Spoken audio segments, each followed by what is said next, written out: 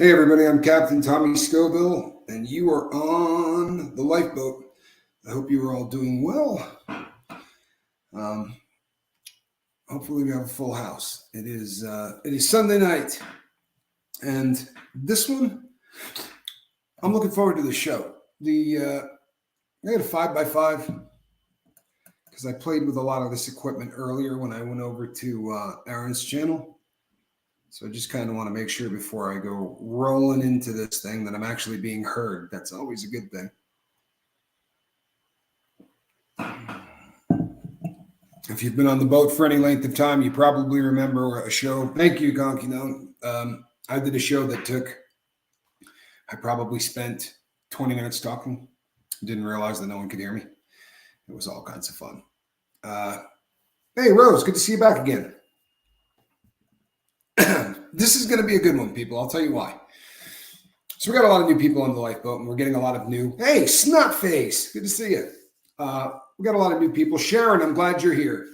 A lot of new people on the boat, and they reach out and they send emails. They tell you what's going on in their life. We ask them to do that, right? It makes a lot of sense if we know who we're looking at when we look out on the deck. So there are a lot of people that find the boat that don't have drug problems, which I think is awesome, right? They've never had a drug problem. I think that's awesome because you're going to find a support group here, and they're not going to say, you need to leave, right? You never did enough cocaine in your life. The principles are the same in everything. So people who send me emails and say, I'm really struggling with depression. There's two kinds of depression, right? There's a clinical depression where there's really something going on in the brain and there's things that you need to work on. I think, and I'm not a doctor, I don't play one on TV, but I think that more often than not, there are people who get in a rut. If you're running your life in such a way that, you're feeling miserable all the time. And as I've said many times on the boat, you're not supposed to be giggling and happy your entire life. We are actually designed in such a way that we're going to have good days. We're going to have bad days. You get depressed, you get happy. Like all of those emotions are part of this thing and they all have a place. But if you're new to the boat, you may not have heard this before. But depending on which site you read or which study you read, human beings generate somewhere between 40,000 and 60,000 individual thoughts each day.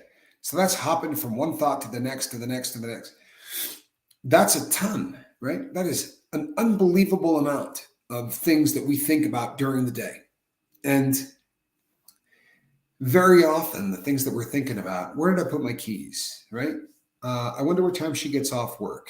You think I should call them before I leave? Those kind of thoughts, right, are probably not the thoughts that are messing with you, right? Those are reactive stuff. Those are things that we do, and we do it, pro forma. There's no thinking about it involved. It's not that kind of thought. And then there are the thoughts that get to us. And they can be wrapped up in a bunch of different ways. But there are a lot of thoughts that start somebody off in the wrong direction. I'll give you a perfect example. The difference between positive and negative thoughts and what it's going to do to you on your day. You pull into work, right? You're in the back parking lot and you get out of your car, you start walking in and whoever, insert your favorite coworker's name here. You see this woman pull into the parking lot and you go, oh, crap. Thought she wasn't working today. Well, this is going to be a crap day. Guarantee you it is.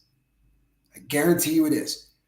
It's automatic negative thought. And we don't give it a second thought because it's got nothing to do with us. I'm not bringing myself down. It's not like I'm talking about me like I'm a loser, or I'm not saying people hate me or I'm not good or any of these things. This is just me griping a little bit because I can't stand working with this woman. Imagine if you did just the exact opposite. You could still be bummed out. You could watch that car come in and go, wow, she's working. So how can I get through this day with her here without bothering her and without bothering me?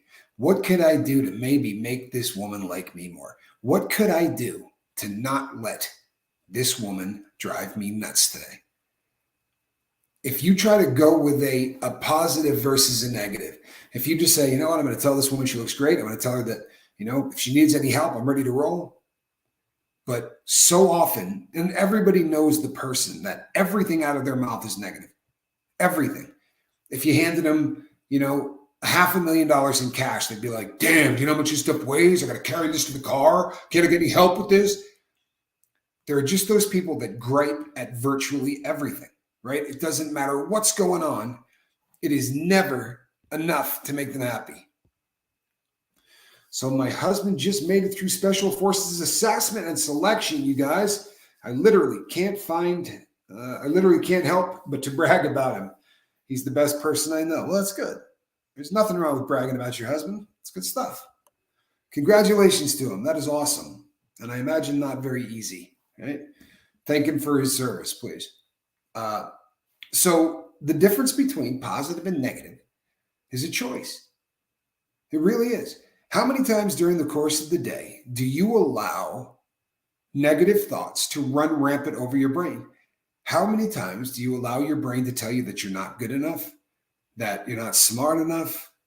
You see a girl and you go, wow, that girl is beautiful, out of my league, right? That girl would never date somebody that looks like me. That there girl would never date somebody who is as, unsuccessful as me. Keep telling yourself that. Keep ripping yourself apart. There's an old cliche that no one will ever love you more than you love yourself. It makes a hell of a lot of sense. If you're here, if you're always in the negative, if you're always just grumbling, that's about the amount of affection you're going to get from other people. And you'll be bewildered about it. You'll absolutely be bewildered about it. You will sit there and go, I just don't understand why life is going so bad. I don't understand why I don't get that promotion at work. I don't understand why, I've never found a mate. Well, because the energy that you put out is miserable. It's absolutely miserable. So how do you go from 40,000 negative thoughts a day to 40,000 positive thoughts a day? How do you flip that script? Because we're not talking about something that you picked up as a habit a couple of days ago.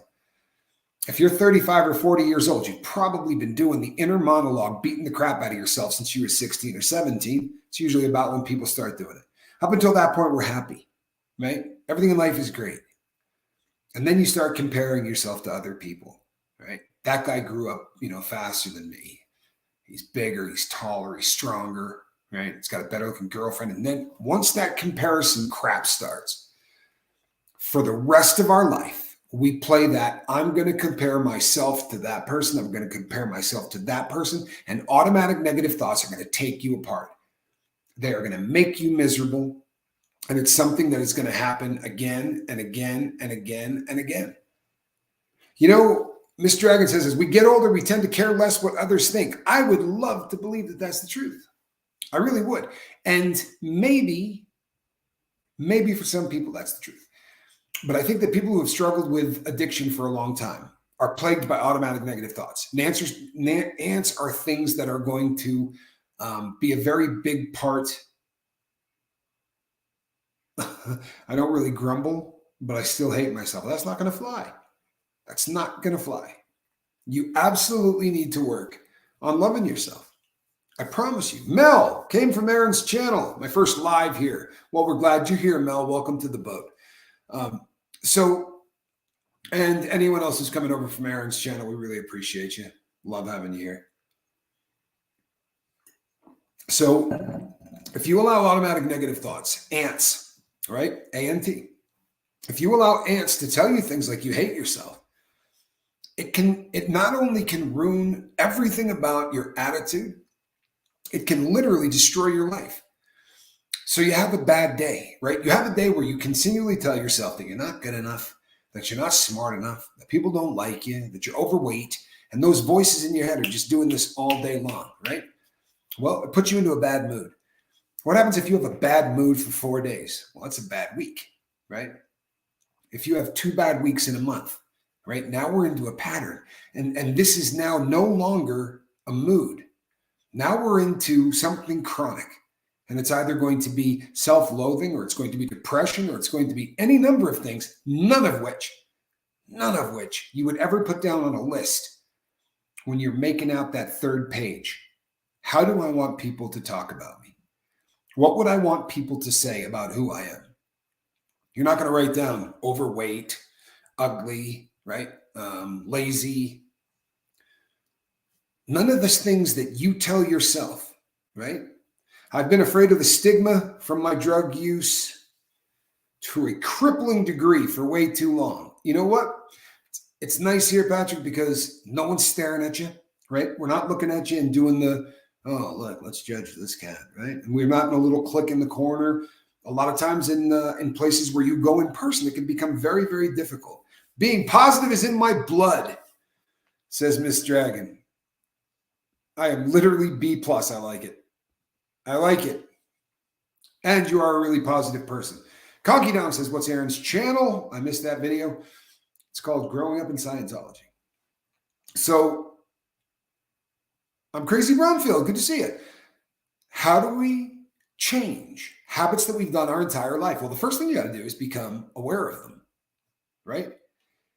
One of the sad things about allowing automatic negative stuff or inner monologue or whatever you want to call it, right? And you can call it anything you want. What it is you bad-mouthing yourself. If other people said the things that I had been saying to myself for years, I probably would have fought them. But we say that stuff to ourselves all the time.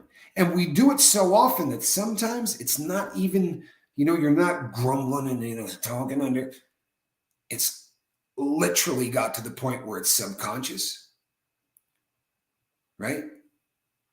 It's one of those situations where in the beginning, you're hearing your voice. You're hearing that inner monologue tell you that you're a piece of crap. Yeah, exactly. V says you're used to it. And when you get used to it, it's far more dangerous, because now you start talking to people and you say, well, do you have, sort of that negative emotional stuff inside? No more isolation. Stop letting bad spots living free in your head. You didn't really care about him when yeah. You're absolutely right. You're absolutely right. Tommy, my husband is watching with me. Oh, very cool. Can you give him a brief description of your experience? So when I was really young, I was a very good skier, maybe too good. Kind of like I was a very good skier, and I could do things on skis that other people couldn't. And some of them, as it turned out, were rather dangerous. And I ended up with a lot of concussions. I ended up with a lot of surgeries. I ended up with a lot of injuries. And I had smoked pot at 13, but when I tried pain meds, it was something completely different, right? The pain meds hit me, and I was instantly in love. Pain meds led to pain specialty clinics, right, where I was actually being treated for it. And that was right around the time OxyContin came out. They were giving me 12 of them a day. And then one day out of the blue, they said, the insurance company's not paying for any more of these. This is when the government decided that no one was getting this stuff anymore. And they started clamping down, and pill mills were gone and all this crap, right? So I had 30 days to come up with another plan. That plan ended up being heroin. And I did quite a bit of it. I blew all of the money that I had made legitimately in my life, started stealing, and got sick of selling the stuff that I stole in order to buy dope. So I just started stealing money instead, which ended up in banks. Got convicted of bank robbery, got sent to prison, married my defense attorney, got out, and screwed up again. Got sent back to prison, this time for buying and selling guns illegally. So now I'm back in prison, and I didn't want to go back there ever again. I didn't want that life. This isn't for me. I wanted to figure out why the hell I was such a screw up. And I started working with a gentleman by the name of Q. And Q had a very solid system for helping people get sober. And over the course of 5 years of working with him on a pretty much a daily basis, I put together a concept for what I wanted to do when I got out. Didn't think about doing it this way because, I was down for about 8 years, and this wasn't really a concept for me. I didn't get the big red button thing yet. I'm sure it was out when I was, on the street, but I was running and gunning. I wasn't sitting down looking at YouTube. So this is where we find ourselves, right? And that's kind of the long and short of it. So now we come here, we do shows, and it's kind of like an NA meeting, except you don't have to stand up in front of somebody and talk. Public speaking is a difficult thing for a lot of people. And even if even if it's not public speaking, even if all you got to do is stand up and say, my name is Tommy. My drug of choice was heroin. I haven't used in 8 years. Glad to be here. Some people, that is like the number one fear. If you ask people what their phobias are, more people will say that than death. So it's kind of a tough concept for a lot of people. Not everybody. There are people, hey, DJ Daddy, good to see you. There are people who don't care. Jump up, talk, no big deal. I'm one of them. I don't care.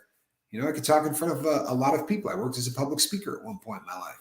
But this seemed like a really good idea to me. And I was just going to make videos. And I started making videos, and the crew, at the time, they were just subscribers, and it was called the Tommy Scoville Show. And the subscribers ended up changing the name basically to The Boat. And then we, had them vote on different boat names, and none of the boat names got it. The lifeboat got it. And so I went from Tommy Scoville to Captain Tommy Scoville. And that's where we find ourselves. And thank you very much for your service, man. I really appreciate that. And I honestly, I do. It's I've said this before on the lifeboat, but there's something humbling about, when you see people who go out and fight so that you can be an idiot. They put their life on the line so I could do stupid things and end up in prison. It always makes me feel a little bummed out, but I'm proud of anybody that does it. I mean that. So thank you. I had to beat the ants. I battled anorexia, bulimia, and cutting. My word. Thanks to mother. At 102, I was told I was fat. Good Lord in heaven, Miss Dragon. Good Lord in heaven. That is absolutely awful. But how great is that you came through it? And boy, anorexia is that is one of those ailments where the automatic negative thoughts are running rampant, and people will literally talk themselves into the fact that they're overweight until they starve themselves. And it has happened to famous people over the years. There was a band way back in the day called the Carpenters, and they had a singer named Karen Carpenter. She starved to death, thinking the entire time she was overweight. It's just absolutely awful. But in all situations, if we are programming ourselves, if you are sitting there and allowing programming, you're brainwashing yourself. Seriously, you're brainwashing yourself. I don't even know why I'm doing this. What's the point of trying to quit, man? I've tried to quit so many times. I'm not going to be able to get sober. I don't even know why I'm wasting my time. You're not going to get it. You're brainwashing yourself. Oh, that's very cool, Snotface. Well, we're glad that you found it. We really are. And, sort of the interaction that takes place in the live chat is really the most important thing that goes on here. It's not about myself or Heather or Mark or any of the people that sit in this chair. It's really about what happens between all of the people in the comment section when they realize that what they're going through, they're not alone. That's a huge thing, because very often as addicts, we feel like everybody else in the world is normal and we're not. And we feel like, because of that, for the longest period of time, yeah, Karen was about 55 pounds when she died. It's a true story. For the longest time, society tells us that, no, it's not a disease. It's just that you're weak, and if you had a better character, if you were a more solid human being, all of those things. So society beats the hell out of us. And they beat the hell out of us even if we're successful. If you say to a friend of yours, hey, you know what? I'm sober. I haven't had a drink in 7 months. Really? When we go to dinner, don't mention that to anybody, please. You know what I'm saying? Just kind of makes people uncomfortable or whatever. So, it's cool. And if they ask you why you're not drinking, just tell them you got to drive or something like that. That's it, isn't it? And you just want to say, you know what? Screw you, man. I'm telling everybody. I'm proud as hell that I'm not drinking anymore. And when the guy comes to get the drinks, I'm going to go, yeah, I don't drink that crap. You know what? Bring me a club soda, maybe a lime in it, whatever. But there needed to be a place where people could celebrate little victories. And I'll tell you, kind of the key to the automatic negative thought thing is reprogramming the brain, right? Little victories. One of the reasons that you celebrate things, no matter how small they are, is because it is a positive thought. The reason that I make such a stink about getting up in the morning and making your freaking bed is because it is the first thing you can do in the morning. And when you're done and you smooth out that last piece and you look at it and you're like, yeah, got that taken care of, right? First thing of the day. Whether you realize it or not, you're walking away and positive talk is going on in your dome. Man, in 46 years, I probably did that twice. Now I can't remember the last time I didn't do it. And it starts becoming a self-fulfilling prophecy. Why do we talk about journaling? We talk about journaling because journaling is going to tell you if you are still doing automatic negative thoughts. I once had a guy tell me that people with PTSD are weak-minded, that they weren't strong enough to make it through the war. Wow. So he's an idiot and an absolute loser. Good Lord, man. They really do exist, don't they? Hey, Brandon Calloway, good for you, man. That is awesome. Did you see that, peeps? 16 days sober. Well done, my friend.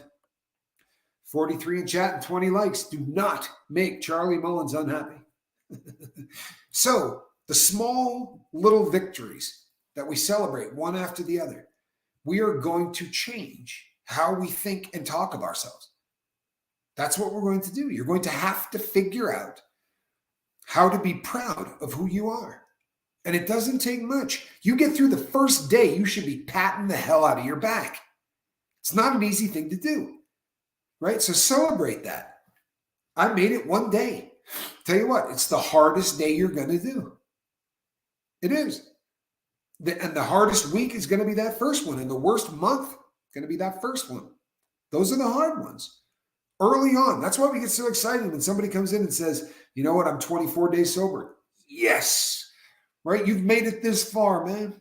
7, 8 more days. Then you start counting in months. That's a big deal, really big deal. Hit that half a year mark. That's a big deal. And when you get one day past 365 days, and you're on to your second year, these little victories, right? These little victories will start to reprogram your mind. It will also make you come to the realization that you're not weak, right? There's nothing wrong with your character. You would never say to anybody with any other disease. Imagine if you met somebody that had eczema, right? And you look and you can see that, there's some marks on the arm. You'd go up and just go, "Hell's wrong with you? Huh? Weak? Are you weak?" Seriously, what's that all about? Maybe you're just a bad person, right? Look at us. We don't have it. Is that not what they do? It really is. I'm sorry, but the vast majority of them do that. They look at you and go, you know what? I used to drink all the time. I never got addicted. You know what? My wife drank all the time. She didn't get addicted. All of my friends in college. So what is he saying? He's saying you're defective. Everybody else is normal. You are defective. You're not good enough. You're not strong enough. You got no willpower. You're just a bad person. And how many times can somebody tell you that before you start believing them? One of the reasons that we encourage people to get 5 people that they can call, right? 5. Wait, did M. Hunt just drop us a date? 2 more days. We'll be 2 months without a single drink. Well done, M. Hunt. That is absolutely awesome. It really is. M. Hunt's been on a boat a really, really long time. I love every time he puts up a sobriety date. I love that you're gaining momentum. I think that's just a beautiful, beautiful thing. It really is. Very, very happy for you. So, little victories. If you surround yourself with negative people, you're going to get negative thoughts. Also because as human beings, we try to be nice, right? If somebody says something that really bums you out, right, and it hurts your feelings, it's pretty rare that people will say, hey, you know what? You're kind of an ass. I'll be really honest with you. That hurt. That crap you said about addiction, that hurt, man. You're kind of an idiot. I don't know that I'm going to be around you anymore, man. That's not what happens, is it? No, we bottle it up inside, right? We hold it inside. We don't say anything all day long. And all day long, we're going, man, that dude literally just said that addicts are all degenerates, right? Or they're bad people, or they're weak. And all day long, you got that thing going through your head. All day long, on a loop. You know what it's doing? It's programming. It's programming. Whether you're going to be happy or not. You think you're going to be happy? If you walk around all day long telling yourself you're a loser, do you think you're going to be happy? You get 5 people when you start getting sober, right? The beautiful thing about where we are today is if you can't get a hold of somebody on this idiot thing, man, 5, you get a list of 5 people. Boom, boom, boom, boom. You start, somebody says something that bums you out.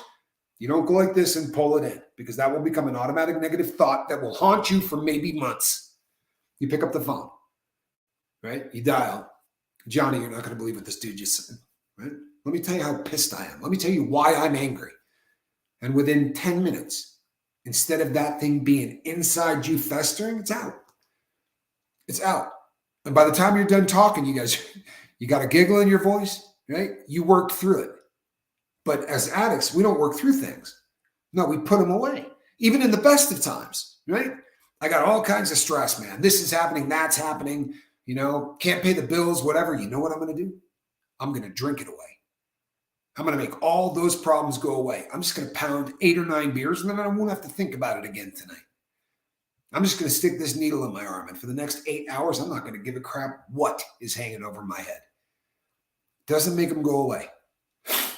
Trust me, I did it every day for 30 years. None of those problems went away. In fact, they get worse. They get bigger. They get stronger. They get nastier. Oh, Mel, it's such a cool thing to say. Thank you. We're really happy that you found it. Let's see something, y'all. Mr. Ray, I was always wondering, if you're in a situation like Tommy, do you still have the right to vote and get your rights back? Do they have to all go back? So here's the deal. I can vote. There are a lot of rights I don't get back, but you can file for that one as soon as you step out of prison. You can vote when you're on probation, at least in the feds. You can vote when you're on probation. More often than not, when you're leaving the facility, they will give you the little packet so that you can fill it out instantly and sort of get the ball rolling on that. But I have a passport. It's not an issue. You can still get a passport. You can still travel outside the U.S. There are countries that will not allow you to go there. I mean, that's the reality. I won't be going to Australia. I won't be going to Canada. There's a lot of other countries that just will not allow felons in there, plain and simple. Unless you want to hop through hoops and file a chancellor's visa and all of these things. And if you get approved, but for the most part, no, they're not going to let you forget what you did. And maybe that's a good thing, right? Maybe that's a good thing. I wish I could travel. I really do. But I would hate. There's been many times in my life where I literally talked myself out of where I used to be, right? And I bet you've done it. You're sitting there going, man, it's been 8 years. This month, I'll be celebrating 8 years, no heroin. I got this crap under control, right? I got this beat. I could probably maybe do it just once, right? I mean, I could say no for 8 years. I'll be able to say no after one shot. What's the big deal? That's the kind of crap I did for the majority of my life. Anytime I got any kind of sobriety under my belt, I would say, I got this beat. The fact that I've been sober for 4 months proves it. I could never go 4 months before. Now I got it under control. I know I'm not going to do it 3 days in a row. If I do it 3 days in a row, I'll be a junkie. But if I just do it 2 days, I can chip. And you know what? A couple of times it worked. Like I would do it on Monday and Tuesday, and I wasn't sick, and I didn't do it on Wednesday. Patting the hell out of my back, But within 2 weeks, I would say tomorrow's day 3. I can't do it tomorrow. And you get up in the morning and you go, you know what? Screw it. Screw it. And knowing what's coming, because addiction is a absolutely vicious disease. Australia was started by convicts. Makes no sense. No, it really doesn't. It was a penal colony. They have forgotten their roots, apparently, peeps. That is definitely, it's really one of those things that makes you scratch your head, you know. So as these things start taking you apart, if you do not recognize the thoughts, you can't change them. And like I said earlier, if you've been beating the crap out of yourself for 10 years, some of it is now subconscious. Some of it literally is going on while you were not awake. It's just subconscious because you have been telling yourself you're a loser for a very long time. You've been telling yourself you're not strong enough. You know what makes me a little sad?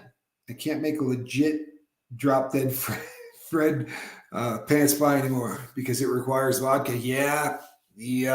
I know there are some changes. There are, but the things that you get back, right? The things that you get back are absolutely priceless. And the best is self-respect. You know, automatic negative thoughts happen a lot when other people start to cut you down. You start to believe it, right? You start to, or even if you don't believe it, it just bothers you that someone is out there and they're saying things. If you can get to a point where that doesn't bother you, like you straight up don't care, the liberation that comes with that is incredible. Like I've said before, December 4th, not the last one, but the one before, I just said, I'm never going to go look at hate anymore. I'm not letting any hate into my life. Does it exist? Probably. But it's Schrodinger's hate, right? If I don't observe it, I don't know if it's there. Right? I would have to go out of my way to go see if people are still talking trash about me. I would just assume I'm not. Right? But every day I get more secure with who I am, what I do. You know, the boat's growing. And that's an awesome feeling. And the people that we're bringing in are awesome. Heather, are you taking off? Please be safe. Good night, Heather. You know what? I was not catching most of the chat. Did Heather mention the race? I would be curious to know how she did. Italian Zambalan hiking boots on my style. Okay, then. Let's see. Ms. Alexander, good to see you. Goosebump 801, good to see you. All right. So if you recognize and challenge negative thoughts, start by becoming aware of self-talk and of the patterns. Like for me, I've said this before, and it's embarrassing, but F my life. I said so often you could not imagine it. It was one of those things that I said again and again and again and again. It just never stopped. And the first time I've said this on the boat before, but the first time I said it around Z, Z goes, "What? Are you kidding? Like you really just said that?" And I'm like, yeah. What's the big deal? He said, "Man, you continue to do that, and that's exactly what's going to happen. You're going to F your life right into the dirt. You're literally going to destroy yourself." And I wasn't smart enough to realize that. Good night, Nick. I wasn't smart enough to realize that. I wasn't smart enough to know that if you continue to tear yourself down, eventually you'll get to a point where you can't get back up. You will get to a point where hope is lost and you will stick a needle in your arm for the purpose of feeling better. I actually have seen Drop Dead Fred. Been a hot minute, but I have seen Drop Dead Fred. I had to give less. Yeah, it's tough. It really is, Miss Dragon. That is so tough. That hurts. And that's the kind of thing that can turn a person bitter. It's the kind of thing that can scar a person for the rest of their life to where they're just not kind. Thank God that didn't happen to you. It's a testament. It really is. It's an absolute testament to what people can come back from. I'm absolutely amazed by that. And I mean that in the best of ways. I really do. Along those same lines, you have to be compassionate to yourself. If you're not, then this sobriety thing gets very, very hard to do. And I don't just mean the self-talk thing, because that's huge, right? Stop cursing yourself out. Stop talking about how stupid you are, right? Stop talking about all of the ridiculous things that you're doing. On top of that, take time, right? Take time for yourself. Get away from everything. Find something that you dig doing and do it. Whatever it is. I've gotten to a point where walking again is a really big thing for me. And for a while, sad, but for a while, the only time I was going out and walking is when something was bothering me so much that if I didn't leave the room, it was going to be an issue. Or if I started feeling uncomfortable in my skin and I wanted to change my surroundings, I wanted to bombard all of my senses, right? Change what you smell, what you see, all of that. You go outside, it usually will get whatever is parked on your brain off your brain, right? But now I'm going out and I can't walk as long as I used to, right? I got a lot going on, but to just go outside and spend a little time alone with nothing going on, don't answer the phone, don't do any of those things. The other thing that's been huge for me is my sleeping habits. For a really long time, I survived on very little sleep, and it didn't seem like a big deal to me. I maybe because of how long I did it, it just didn't feel like I was doing anything wrong.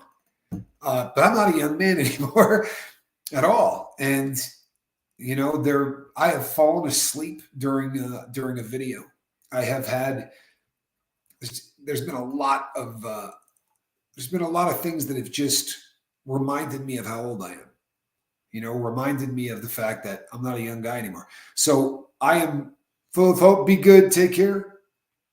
I am trying to get to the point where, maybe I do 8 to 10 hours a day. Like that would be ideal.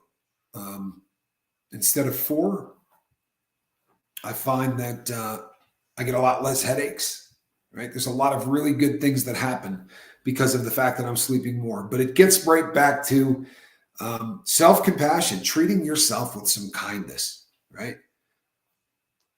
Sounded like the cat.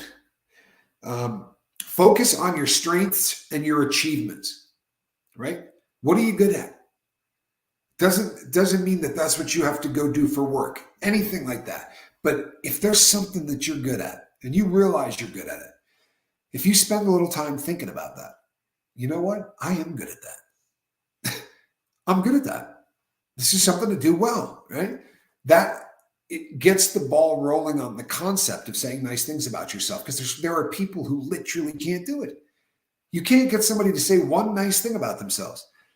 Also going to bed. Also going to bed. I hope you all enjoy the rest of the stream and your evening. I appreciate everyone here. Snotface, have a great night. Sleep well. So, look at this. Good night, Snotface. Good night, Snotface. That, to me, is always going to be funny. It's just one of those things that really wants to make me laugh.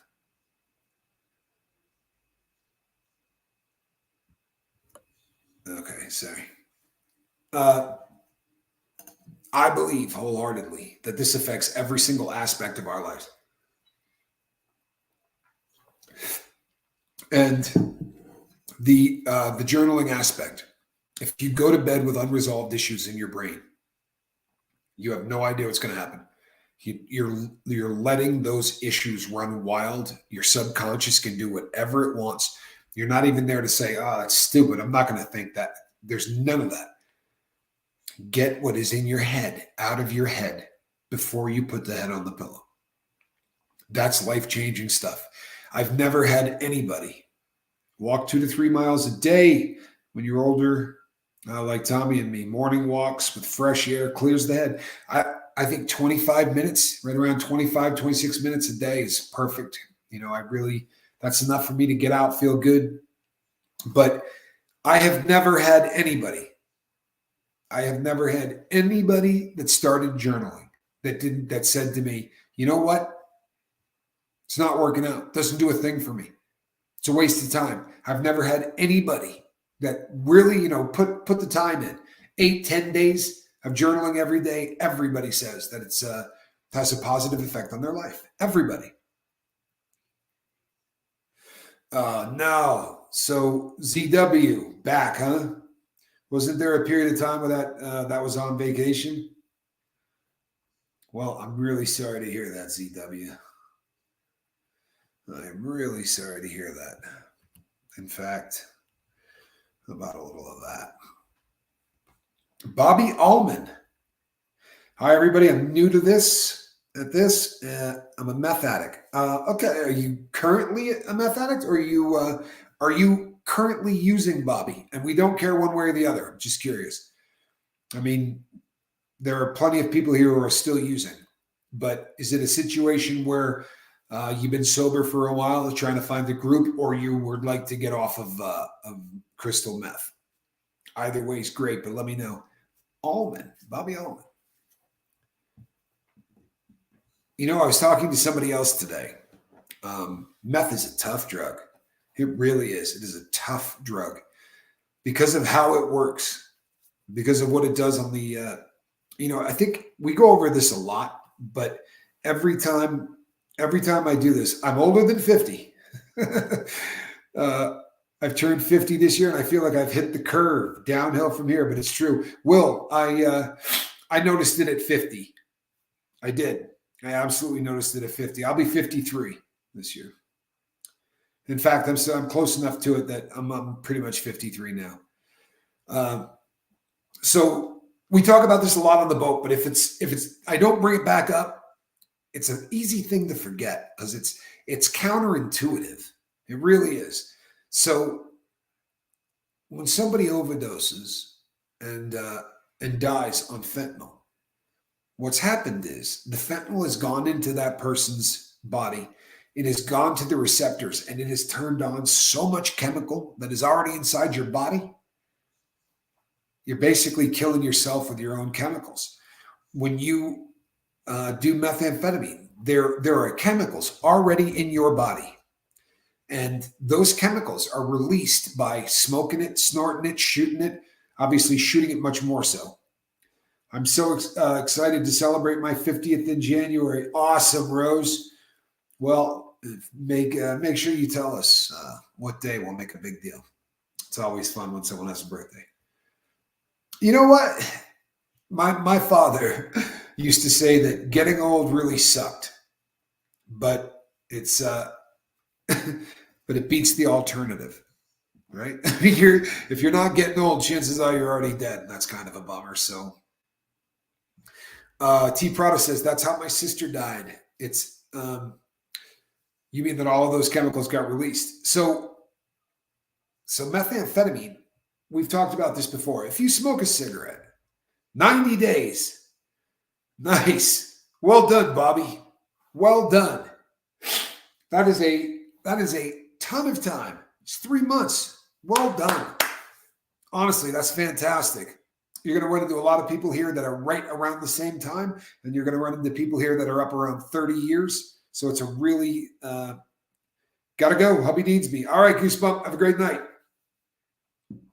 Have a great night.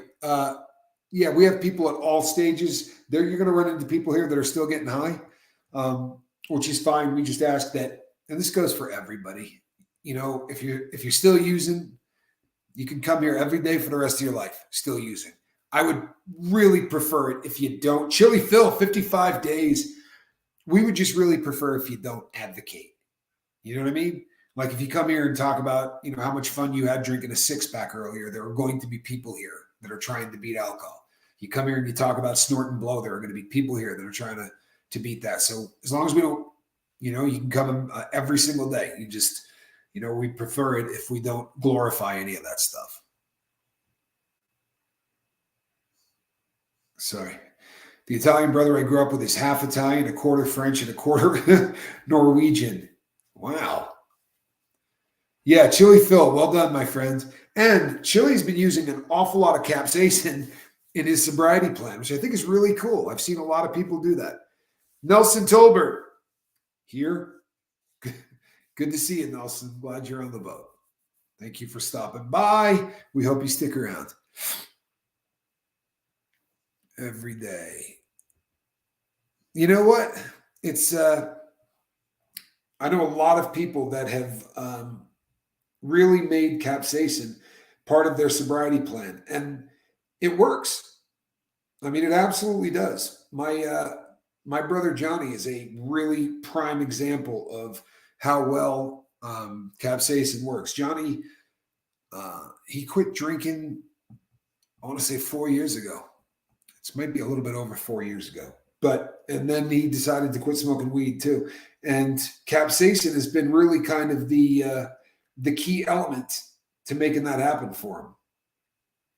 And if you think about it, it makes a lot of sense, right? I mean, when capsaicin gets in the body, it does release endorphins. It does release, all kinds of chemicals in the body are released when you're putting that much capsaicin in. But back to smokes, right? So you smoke a cigarette, you have a baseline level of dopamine, right? All of us. We're walking around during the day and there is a baseline amount of dopamine. Basically, it trickles out, right? Drip, drip, drip, drip. So all day long, that is your base level. You are all worth it. Keep on the bus. Prayers for all. Thank you, Nelson. So it just drips out and you're just saturating all throughout the course of the day. That is your baseline. Your baseline is going to be different than mine. It's going to be different than hers. And you can up that. If you start exercising, if you start doing all kinds of stuff, you can change your base level of dopamine. And the higher your base level of dopamine is, usually the happier you are. There's a lot of truth to that. So do the things that are going to make that better. Don't sit on the couch. Don't do nothing, right? Eat better, get out and exercise. But whatever that base level is for you, you take a Marlboro Red, right? You light it, take the first drag. That stuff hits your lungs. And they say that's going to be base level times 2. So whatever your base level was, we'll throw an arbitrary number on there, right, of 2. Well, you just went to 4. So that gives you an idea of why people smoke, right? You take that hit and you're like, oh, it just sort of relaxes you. You do it right after dinner, right? Okay. Other drugs, the numbers are considerably different, right? If you start talking about a shot of heroin, right? You're talking about much higher numbers, but the highest, bar none, is methamphetamine. And I mean, like off the chart. If you ever see them put this thing on a chart, meth is just, completely over the top. I'm barely starting to love myself again. It was very hard whenever I was in my addiction. Bobby, I believe that. And you know what? Every addiction, as much as every addiction is the same, every addiction is different. And what I mean by that is, my buzz was completely different than your buzz. The addiction is the same. The habits we do while we're using are not. I know a lot of people who have struggled for years with crystal meth. And it's a really unusual thing because when they're up all the time, there are activities that seem, no matter where they are in the world, the activities seem the same. There's always a group of people working on cars, right? They're always doing an engine swap or they're always doing this or that, and they work around the clock. There's always a couple of guys on meth in the town who dumpster dive, right? It's kind of the same behaviors. People are out getting copper, melting down wires so that they can scrap the copper to go get more dope. What do you think makes us different with your knowledge? Why do some get addicted? Why do some not? Whatever the substance. Okay. There are 2 differences in the brain of an addict versus the brain of a non-addict. And they both take place in the front of the brain. If you can Google this, by the way, but if you look at them onto a PET scan, there's one part of the brain that is firing so hot that everyone who looks at it goes, well, that's not normal. You've seen those thermal image kind of a thing where red is really kind of hot. And then you see that yellowish white and you're like, that's the top of the food chain as far as that part of the brain really working. Okay. You see someone that's not an addict and you compare it to the addict's part of the brain and you go, whoa, what's going on right here? Well, that is the addicted brain. And on that same brain, you'll go, and what is going on over here that it's so deep, dark, and blue? So we have one part of our brain that is always working more than it should. And we have one part of our brain that doesn't seem to be working at all, right? Very relaxed, that is the difference between us and the people who do not get addicted. And I've had friends that did the same amount of dope all the time, hung out, did everything we did, for years. And when they just decided that it was getting a little out of control, they just pumped the brakes, went around and stopped. Bobby, I'm so glad to hear that. He says, today I really love myself. I love that. People that are left-handed just haven't learned to use their right hand yet. I got a left-handed brother. Ladybug, nice to see you. These glasses have really been fantastic, right? These glasses have, you get a lot of blue light, man. If you do, you sit around and you stare at these things all day long, there is a lot of blue light, and it really does kind of affect the headaches. It was really starting to become a tough thing. It's why I was wearing sunglasses for a couple of shows, because I didn't have anything like this. The clear lenses are a lot nicer.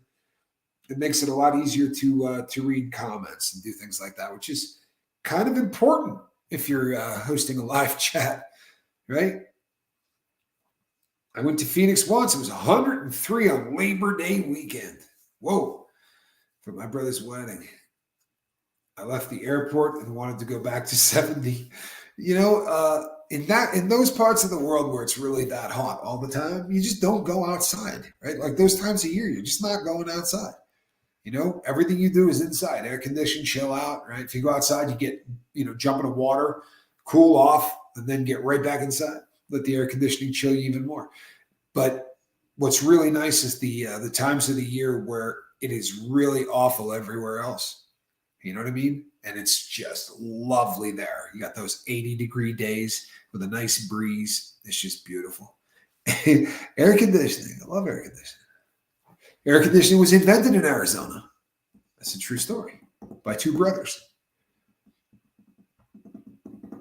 Thank you. I appreciate that, Todd.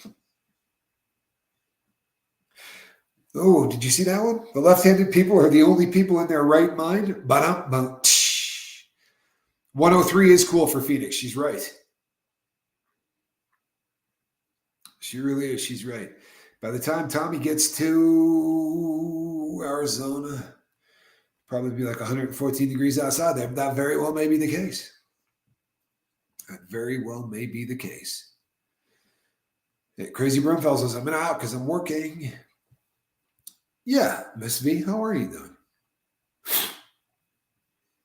Jana, we're so happy you're here. Welcome to the Lifeboat. We got about another 10 minutes. Is anybody here having a problem? Anybody here struggling? I'm glad to hear that, V. Jana, welcome to the boat. Tell you what, we had a lot of new people today. I absolutely love it. I really do. I absolutely love it. So if you want to get the most out of the Lifeboat, like no joke, you really want this thing to work for you. And you're going to see people in here that are talking about how fantastic it is and that this really works for them. They're not talking about me. They're talking about everybody there, right? All of the people that are in your group. The best way that you can sort of become engaged is tap into that. Start by sending us an email. Tell us a little bit about yourself. Are you still using, what was your drug of choice? If you didn't have a drug of choice, if you just want to come and hang out, we get a lot of that too. But ship something out to us, because very often I'll see somebody in the comment section and they'll say, boy, you know what I really thought about using today and I'm struggling. And I look at him and I go, yeah, I don't have any idea what he's even thinking about using, right? I've got 4 months and 7 days clean time. That is awesome. Awesome. 4 months and 7 days. Jenna, if you don't mind me asking, what was your DOC? What was your drug of choice? If you're uncomfortable, don't tell us. Was out for a few hours at a local park. Now I got a sore throat. Hazy and smoke from the Canadian. Oh, yeah. Those Canadian wildfires are awful. I was watching that today. Just really awful. Yeah. Awesome. You know what? The number of people that have come here in the last 3 days that all have a bunch of clean time, that's so cool. Really is. It's awesome. And that's right in the wheelhouse, Jana. Right? By the time you've done 4 months and 7 days, you have a routine. Like you're obviously programming, right? If you weren't, you would have failed already. So this is the time where you start going, holy crap, I can really do this. All of the really great things that happened with sobriety, in my recollection, there were waves. And the first wave was right at the 6 month mark. Like at 6 months sober, a lot of really crazy things started to happen. It just got better and better. But excuse me, I didn't get another really great one until about 5 years. When I hit 5 years, it was like newbies. It took me over a month to stop crying from the kindness of the boat. Miss Dragon, I love it. I absolutely love it. I'm Crazy Brumfield says, I've seen those scans. Yeah. Your journey to recovery is inspiring. It's so helpful to everyone. Well, thank you. Oh, hi from South Africa. You know what? You have a drug in South Africa. It's the only place left on the planet that they still have it. But I abused that drug for a really long time. I used to be able to get it in this country. There's a drug down there called Mandrax. And at least they say that they still, hey, Pariah, good to see you. Supposedly they still sell it there. It is an awful drug. It is basically very similar to a Quaalude, but once Quaaludes were gone, people were bringing up these things, these Mandrax, and they come in these little plastic sealed things. Oh, they were awful. They were really, really awful. Some people smoke them. Just awful. But the reason I say that, Jen, is because I read that thing recently. There was a comment that somebody left me, and they were talking about, they're from South Africa, and they're talking about the drugs that they were abusing. And I get, and I'm doing Mandrax. And I thought, oh, you got to be kidding. So I started doing a little research, and apparently it is the only country on the planet that still is manufacturing that stuff. My drug of choice was benzodiazepines. Okay, so it's awesome that you're off, because that is really a tough drug. If you quit wrong, it can kill you. So it's awesome. You got 4 months, 7 days off. That is awesome. Rebuilding my life. That's how it works, right? Absolutely. And you know what, Jan? It's just going to keep getting better. Straight up, it's just going to keep getting better. I mean, yeah. If I can get up off the deck, there's nobody on this planet that can't. I can't wear shorts into self-conscious. I got chicken legs. You'll get used to it, Mr. Ray Ray. Stop saying you got chicken legs. I'm in rehab, and I'm about to do the 12 steps to better my life. Bobby, excellent. Excellent. A lot of people that really works fantastic for. The 12 steps are what invented sobriety. For real. Before the 12 steps, there was no one was getting sober.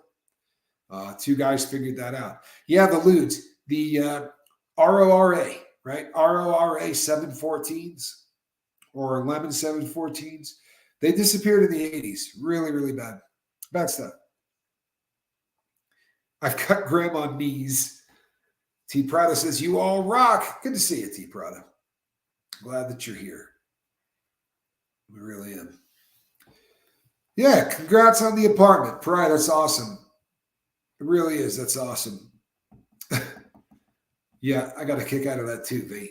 Okay.